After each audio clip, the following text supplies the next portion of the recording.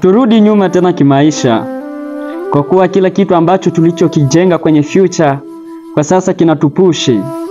Mema ambayo waga tulifanya kwenye maisha iliyopita ndio wema ambao kwa sasa inatupushi kwenye future life.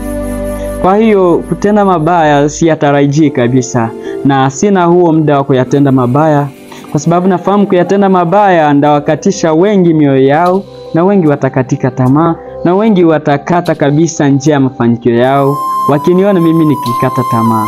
Kwa hiyo nina kazi nyingi ya kufanya sana kimaisha, na nina miradi fulani ambazo inabidi kuzitimiza. Sio kwamba kukata tamaa ni saizi yangu, hapana. Nimeshaacha kukata tamaa, na kwa sasa nafanyikisha malengo yangu, na mimi nafuatilia shauri fulani ambazo zinazopewa kwa kuyajenga maisha. Maisha hayaeleweki kwa mtu mmoja, bali maisha yanaeleweka kwa watu wawili ambao walopatana.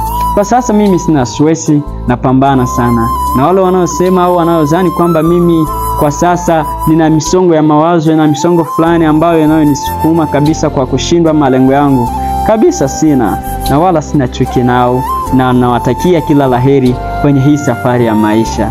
Maisha bwana ni uwanja wa mapambano pale ambapo tunapotaka kushinda, na ni uwanja wa kushirikisha pale ambapo tunaposhindwa mahitaji fulani, au unapoomba kitu fulani ukashindwa kupewa.